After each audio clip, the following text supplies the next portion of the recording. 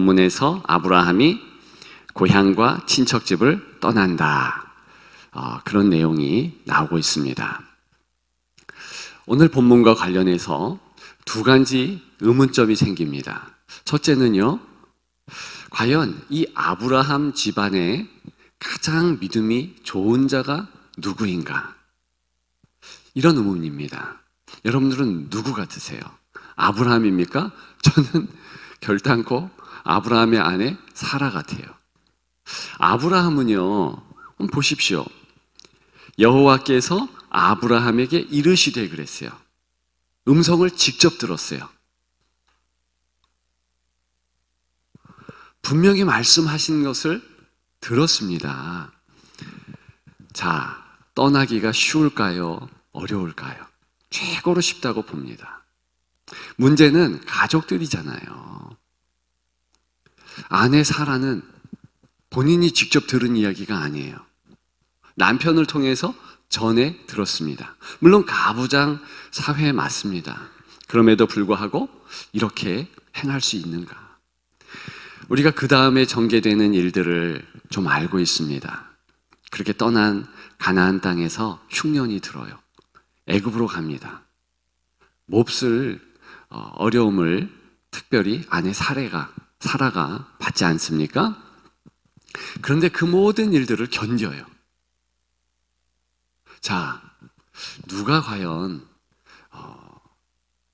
믿음이 최고로 좋은가? 저는 여성이리라 봅니다. 그 옛날 아담과 하와 시대에는 하와가 범죄했지만 적어도 아브라함 이 가족에서 여성, 아내 사라의 위치는 정말 기둥맞다. 그런 마음을 갖습니다. 두 번째 의문점이 있어요. 여기 떠나라 그랬잖아요. 아비 집을 떠나고 고향 떠나고 친척 떠나라. 그런데 이것이 정말 육적인 떠남만을 의미하는가? 오히려 영적인 떠남을 말하는 것 아닌가? 여기에 대한 의문점입니다. 저는 영적인 의미의 떠남이 더 크다. 그것을 확신합니다.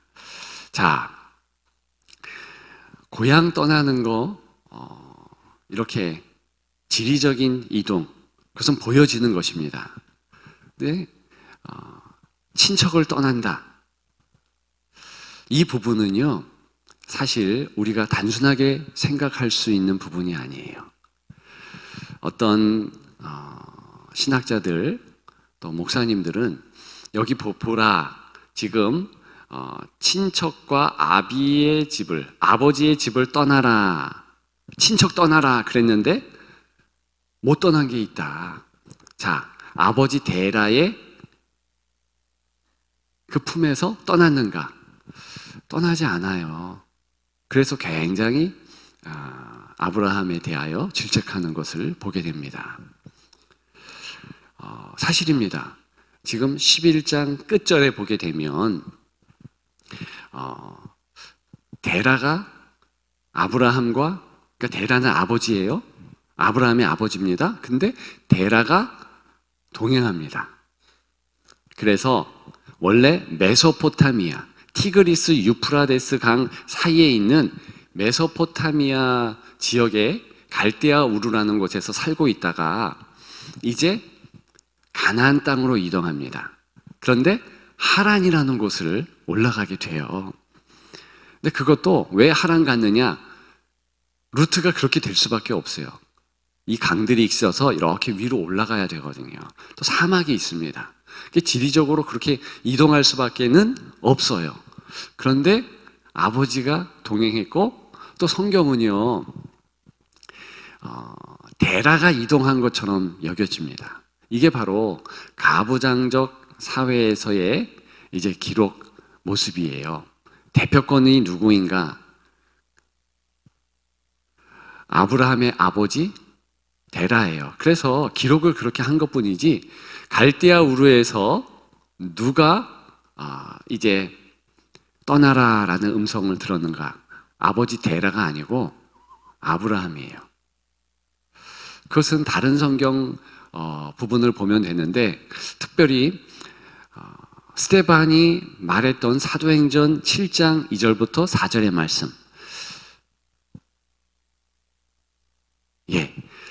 같이 한번 읽어보죠. 스데반이 이르되 여러분 부영들이여 들으소서. 우리 조상 아브라함이 하란에 있기 전 메소포타미아에 있을 때 영광의 하나님이 그에게 보여 이르시되 고향과 친척을 떠나 내가 내게 보일 땅으로 가라 하리니, 아브라함이 갈대아 사람의 땅을 떠나 하란에 거하다가 그의 아버지가 죽음에 하나님이 그를 거기서 너희 지금 사는 이 땅으로 옮기셨느니라. 아멘. 가나안 땅으로 옮겼는데 한 번 거쳐서 옮긴 거예요. 경유지가 있었던 거예요. 그곳이 하란이라는 곳인데 거기에 아버지 데라가 왔던 것을 알 수 있습니다. 또 한 인물이 동행했지요. 누구냐 하면 롯입니다. 그렇지요? 그러면 롯과 데라는 친척이에요. 왜 친척이 따라오게 했느냐? 이거 잘못되었다. 여러분, 그렇지 않습니다. 이건 잘못된 건 아니에요. 왜 그러냐 하면은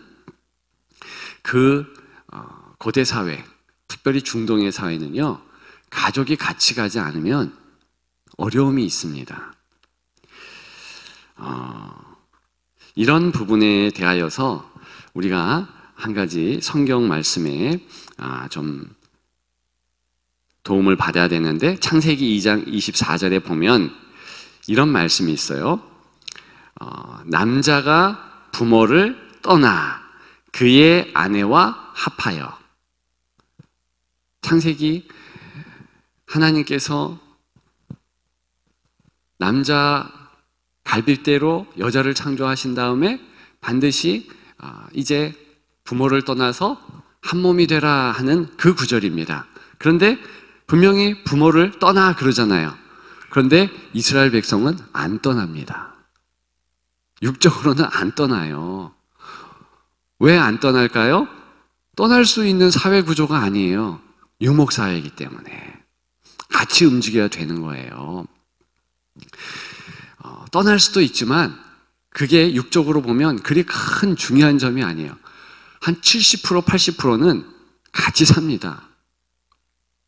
뭘 얘기하냐면 창세기 2장 24절에는 영적 의미가 있는 거잖아요. 아버지와 어머니의 말보다 내 아내의 말이 더 크게 여겨야 되고, 이제 경제적으로도 내가 비록 같이 살지만 독립되었다. 남편이 되면서 내가 새로운 식소를 거느리게 된 가장이다. 이런 영적인 의미가 있는 것입니다. 책임감의 유무, 이런 거에 대해서 확실하게 주어지는 거예요. 따라서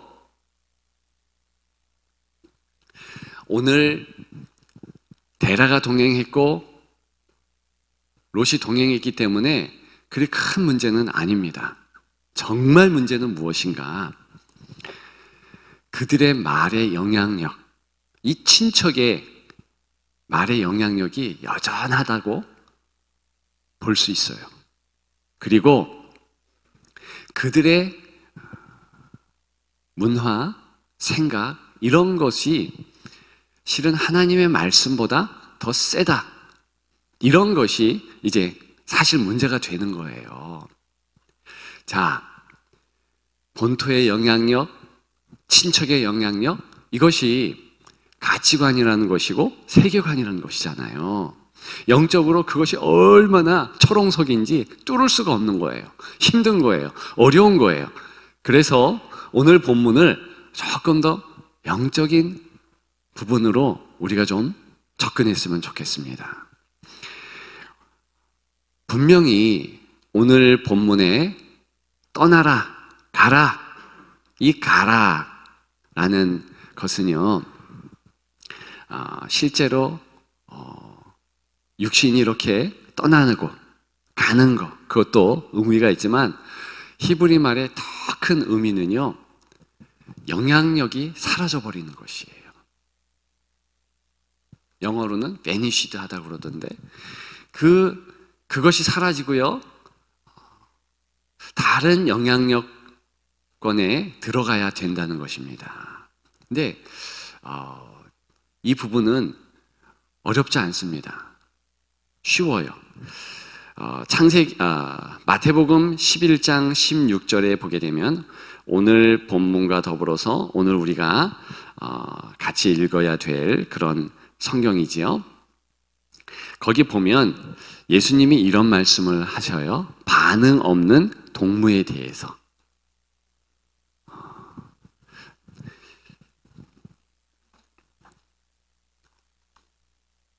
11장 16절을 제가 읽어드립니다.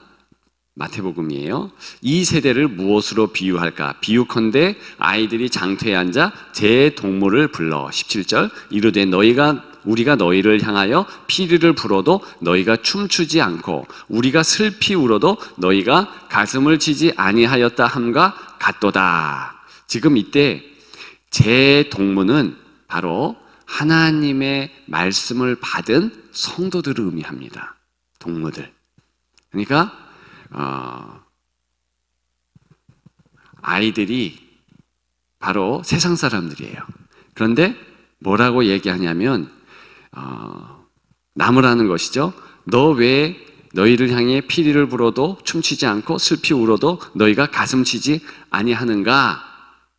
이렇게 질책하는 것입니다. 다시 말씀을 드리면 세상 사람들이 뭔 얘기를 하고 또 어떤 행동들을 해도 별로 영향을 끼치지 못하는 거예요. 자, 이것이 바로 오늘 본문이 이야기하고 있는 성도의 모습이에요. 하나님의 말씀의 영향력 하에 있는 것이지 세상의 영향력, 특별히 하나님의 말씀을 가지고 있지 아니하는 사람들의 말이 그렇게 영향을 끼치지 않는 거예요. 자, 오늘 본문을 가만히 살펴보면은요, 어떤 영향력을 친척들이, 롯이, 데라가 미쳤는지 알 수 있습니다. 그것은요, 약육강식, 강해야 산다, 약하면 안 된다, 물질이 없으면 안 된다, 돈 있어야 된다, 이런 물질 만능의 영향력입니다. 우리 시대에도 강력하죠. 이 부분은요, 동서고금 똑같습니다. 시대가 지난다고 변한 것이 아니고 고대 사회에도 돈의 영향력, 물질의 영향력, 그런 것들이요 너무 셌어요. 자, 너 떠나라. 이제 갈대아 우르 지역은 떠났습니다. 그런데 함께하는 친척들이 있어요. 두 사람으로 대표되는 데라와 롯. 그들이 어떤 말을 할까요? 야, 물질이 있어야 돼. 돈이 있어야 돼. 저는 묵상하면서 이런 이들의 귓속말이 들렸습니다. 무슨 얘기냐 하면 지금 하란에서 바로 가나안 땅으로 내려와야 돼요. 그런데 성경은요, 데라가 그 아버지 데라가 계속 있음으로 해서 지연되는 것을 그대로 드러냅니다. 그런데 그 부분에 대해서는 뭐라 그러지 않아요. 데라가 죽습니다. 그래서 겨우 가나안 땅으로 내려오게 되죠. 데라의 영향력은 이제 끝난 거예요. 그런데 롯의 영향력이 또 있습니다. 내려와서 롯이 아마도 말을 하지 않았을까? 롯과 함께한 그 식구들이 영향력을 행사하지 않았을까? 무슨 영향력을 행사했을까요? 가나안 땅에서 흉년이 들었어요. 하나님께서 너희 애굽으로 내려가라 그렇게 얘기하지 않았습니다. 그런데 모든 식구들이 애굽으로 내려갑니다. 결정권자는 누구인가? 아브라함이에요. 그래서 성경은 기록하고 있으니까. 그런데 하나님께서 나타나지 않으셨어요. 만일 나타나셔서 너희 애굽으로 내려가라 그랬으면 괜찮은데, 근데 누구와 같이 상의했을까? 식구들과 상의했겠죠? 친척들과 상의했겠죠? 롯과 상의했겠죠. 그래서 애굽으로 내려갑니다. 근데 이것이 그냥 육신적인 동행을 이야기하는 것이 아니라니까요. 영적으로 하나님 말이 센 게 아니고 이 친척들 말이 더 세고 영향력이 더 미친다는 것. 그러니까 가치관과 세계관이요, 하나님의 가치관, 하나님의 세계관이 아니고 사람들의, 친척들의 원래 가지고 있던 그 가치관이 센 거예요. 하나님의 가치관은 뭐냐면 이런 겁니다. 너 약해도 괜찮아. 내가 함께 하잖아. 누가 복을 주지? 내가 그렇게 하거든. 그래서 오늘 본문에 보면 하나님, 내가 이게 강조돼요. 또 한 강조가 있습니다. 너가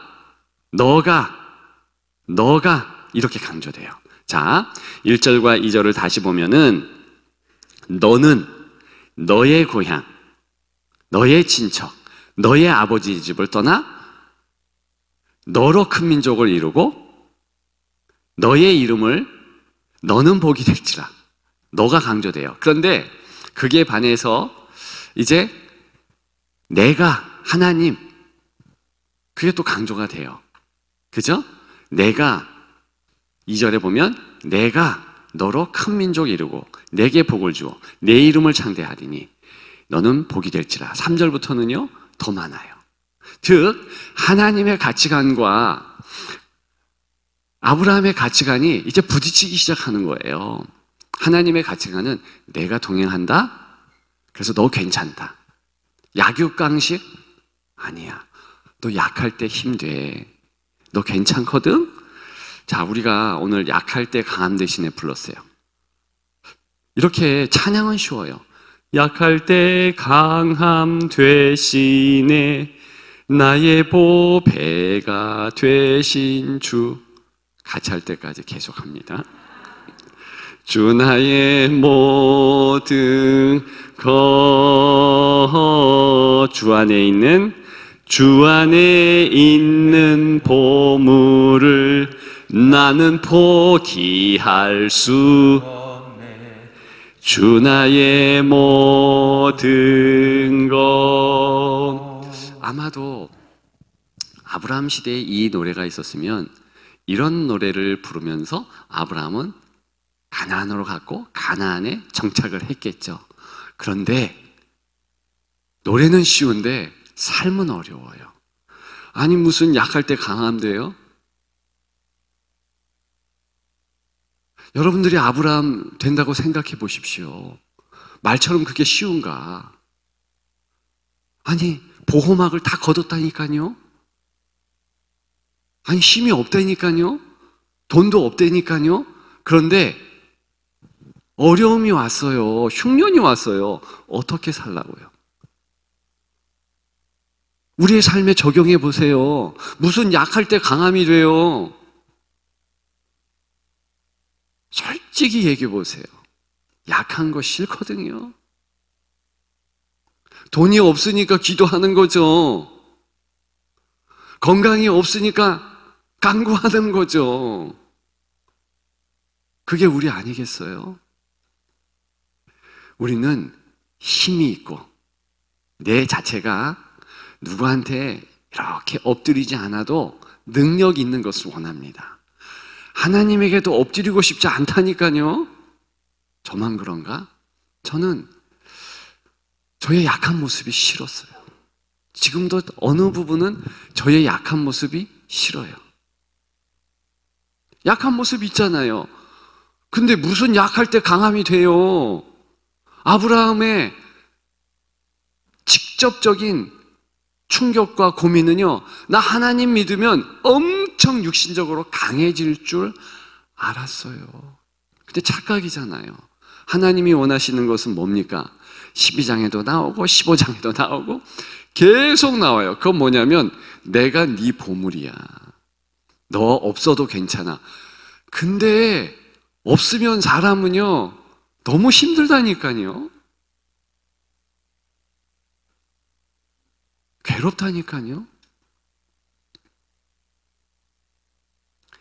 근데 하나님의 가치관은 너 없어도 내가 있으니까 괜찮아. 정말 아멘인 줄 믿습니다. 그런데 이게 안 돼요.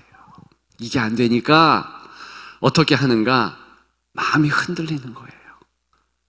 내가 살았던 세상의 가치관, 그 가치관에 갈대 밭에서 갈대가 기억이 이렇게 흔들리듯이 흔들리는 거예요. 그게 사람이라니까요. 아니 돈의 힘 앞에 누가 무릎 꿇지 않고 넘어지지 않고 쓰러지지 않습니까? 아브라함도 똑같아요. 그래서 믿음의 아버지다, 그런 모습으로만 아브라함을 보지 마십시오. 오히려 우리처럼 갈대같이 흔들렸던 그가 너의 표본이 된다, 이런 의미에서 믿음의 조상인 것뿐이에요. 우리가 똑같아요. 성정이 똑같은 거예요. 어려움 앞에서 힘든 거예요. 그래서요, 육신적으로 데라가 같이 갔고 롯이 같이 갔고 문제되지 않습니다. 그들의 말빨이 문제가 되는 것이고 그들의 사상적 영향력이 큰 의미가 있다는 거예요. 이게 자본주의와 동일합니다. 여전히 이 땅 가운데서는요, 돈의 위력, 그런 것들이요 세잖아요. 그걸 인정하십시다. 솔직히 아브라함도 힘들었어요. 영적인 의미입니다. 육적인 거 아니에요. 아브라함이 왜 롯과 떠났어야만 되는가? 그것은요, 나중에 이제 롯을 통해서 어떤 민족이 나옵니까? 암몬과 모압이 나와요. 근데 이 암몬과 모압이요, 성경을 쭉 읽어보면은요, 최고로 이스라엘 사람들을 힘들게 한 민족들입니다. 그게 롯의 자녀들이에요. 이 모압 왕은요, 그 유명한 왕이 있죠? 발람왕. 거짓 선지자 발람. 그래서요, 이스라엘 백성들이요, 민수기 25장에 보면 우상 제물을 먹고 우상을 섬기게 한 대표적인 장본인들이에요. 암몬, 누굽니까? 미디안 족속과 연합해서 이스라엘을 공격한 이들이에요. 그래서 이들은 영원히 여호와 총회에 들지 못하리라. 이런 저주를 받은 그런 족속들이거든요. 그러면 역사적으로 보면 하나님은 어떤 교훈을 주는 거예요? 그들의 육신적인 동행을 말하는 게 아니에요. 영적으로 이 단절하고 영향력을 끊어야 되는데 그게 안 되니 아브라함만 힘든 것이 아니고 그 자녀들도 계속 힘들게 했다는 그런 내용 아니겠습니까? 자, 이 얘기만 하면 끝나요. 보아스를 세우라. 보아스는 하나님이 능력이 있다. 따라서 너가 성도로서 하나님의 자녀로서 할 것 하면 된다. 그 할 것이 오늘은 무엇입니까? 고우예요. 그저 가는 거예요. 이것은 영향력의 단절을 의미합니다. 그렇다고 진짜 집 떠나라, 집 나가라, 아예 예수 믿지 않는 가족들과 친척들과 상종하지 말고 말 섞지 마라, 이런 의미가 아니에요. 같이 있어도 너가 그 영향력 안에 있지 마라. 우선순위가 있다. 하나님의 말씀이잖아요. 하나님의 자녀니까 우리는 새 피조물이 된 거예요. 예수 그리스도의 피보혈, 그것을 은혜라고 했습니다. 그 은혜가 흐르기 때문에 하나님의 집안이에요. 어떻게 해야 되는가? 이제 끊어야 돼요. 사상적 단절, 내 가정에 흐르고 있는 이 세속적인 가치관, 또 내게 은근히 가지고 있는 그런 가치관을 끊어요. 한번 따라해 보십시다. 하나님이면 충분합니다. 예수 그리스도면 충분합니다. 예, 그것이 떠나는 거예요. 그것이 꼭 그렇게 행동한 것입니다. 아브라함은 이것 해결할 때까지 계속 시험을 받잖아요. 우리도 그렇습니다.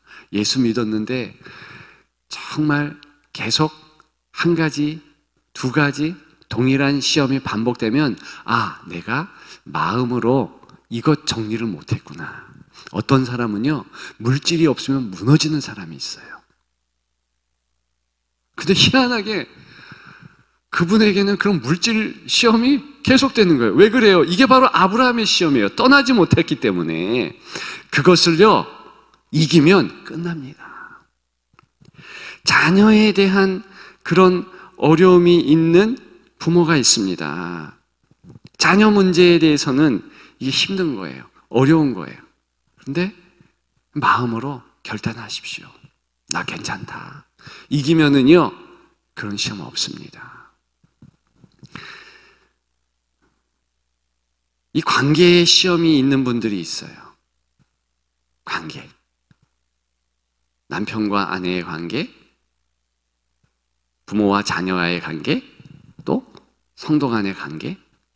근데 그것이 계속 어려움이 있는 부분이요, 그 부분에 대해서 뭔가 결단해야 할 것이 있는 거예요. 결단하면 돼요. 내가 하나님 있으면 괜찮다. 내가 손해볼 거 손해보면 되지. 굳이 저 사람이 나를 인정해야 되느냐? 어제 말씀드렸잖아요. 자녀는요, 비난해서 세워지는 게 아니잖아요. 사랑하고 또 사랑하고. 아니, 자녀가 꼭 부모가 원하는 대로 인정을 다 해줘야 돼요? 가끔 오해할 수도 있죠. 우리도 우리 부모를 오해했었잖아요. 어느 시기에는. 나를 사랑 안 하는 것 같아? 그럼에도 그냥 이해해주고 품어주고 그러면 돌아오게 되어 있습니다. 기도해주면 돼요. 하나님이 나를 인정해 주잖아요. 하나님이 나와 함께 해주잖아요. 예수 그리스도의 은혜가 우리에게 있잖아요. 그래서 승리하십시다.